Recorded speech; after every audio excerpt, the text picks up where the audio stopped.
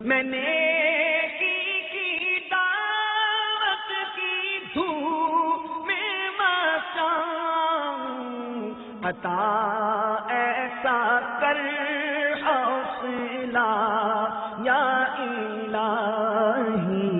ہمارے میٹھے میٹھے آقا مکی مدنی مصطفیٰ صلی اللہ تعالی علیہ وآلہ وسلم نے کبھی بھی اپنی زبان حق کے ترجمان سے کوئی فالتو لفظ ادا نہیں فرمایا اور نہ ہی کبھی قہقہا لگایا۔ اے کاش ہم بولنے سے پہلے تولنے کے عادی بن جائیں۔ تولنے کا طریقہ یہ ہے کہ اس سے پہلے کہ الفاظ زبان سے ادا ہوں، اپنے دل سے سوال کر لیا جائے کہ اس بولنے کا مقصد کیا ہے۔ کیا میں کسی کو نیکی کی دعوت دے رہا ہوں؟ کیا یہ بات جو میں بولنا چاہتا ہوں اس میں میرا یا کسی دوسرے کا بھلا ہے؟ میری بات کہیں ایسے مبالغے سے پر تو نہیں جو مجھے جھوٹ کے گناہ میں مبتلا کر دے۔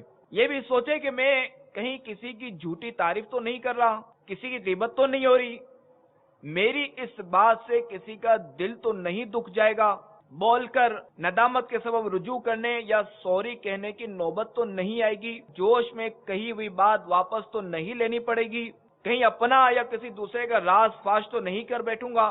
بولنے سے پہلے بات تولنے میں اگر یہ بات بھی سامنے آئی کہ اس بات میں نہ نفع ہے نہ نقصان اور نہ ہی ثواب ہے نہ گناہ، تب بھی یہ بات بول دینے میں ایک طرح کا نقصان ہی ہے، کیونکہ زبان اس طرح کی فضول اور بے فائدہ گفتگو کے لیے زحمت دینے کے بجائے اگر لا الہ الا اللہ محمد الرسول اللہ صلی اللہ علیہ وسلم کہہ لیا جائے یا درود شریف پڑھ لیا جائے تو یقیناً اس میں فائدہ ہی فائدہ ہے، اور یہ اپنے انمول وقت کا بہترین استعمال ہے۔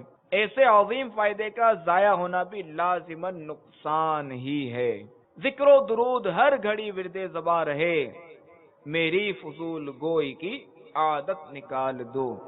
حضرت سیدنا مورخ عجلی رحمت اللہ تعالی نے فرماتے ہیں کہ ایک ایسا معاملہ جسے میں 20 سال تک حاصل کرنے کی کوشش کرتا رہا لیکن پا نہ سکا، مگر پھر بھی اس کی طلب نہیں چھوڑی۔ پوچھا گیا وہ اہم چیز کیا ہے؟ فرمایا خاموش رہنا۔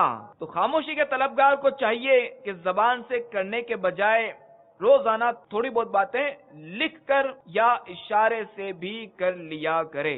انشاءاللہ عز و جل اس طرح خاموشی کی عادت شروع ہو جائے گی۔ خاموشی کی عادت بنانے کی کوشش کے دوران ایسا بھی ہو سکتا ہے کہ فضول گوئی سے بچنے کی کوشش میں چند روز کامیابی ملی مگر پھر بولنے کی عادت حسب معمول ہو جائے۔ اگر ایسا ہو بھی تو ہمت مت ہاریے، بار بار کوشش کیجئے، جذبہ سچا ہوا تو انشاءاللہ عز و جل کامیابی ضرور حاصل ہوگی۔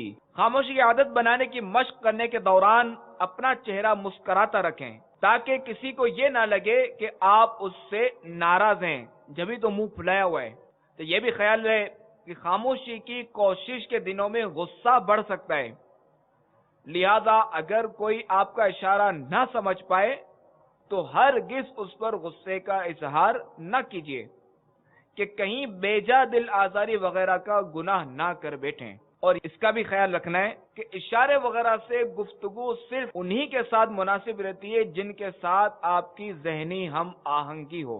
اجنبی یا نامانوس آدمی ہو سکتا ہے کہ اشارے وغیرہ کی گفتگو کے سبب آپ سے ناراض ہو جائے، لہذا اس کے ساتھ ضرورتاً زبان سے بات چیت کر لیجئے، بلکہ کئی صورتوں میں زبان سے بولنا واجب بھی ہو جاتا ہے، مثلا ملاقاتی کے سلام کا جواب وغیرہ۔ کسی سے ملاقات کے وقت سلام بھی اشارے سے نہیں زبان سے کرنا سنت ہے۔ یوں ہی دروازے پر کوئی دستک دے اور اندر سے پوچھا جائے کون ہے تو جواب میں باہر والا مدینہ کھولو میں ہوں وغیرہ نہ کہے، بلکہ سنت یہ ہے کہ اپنا نام بتائے۔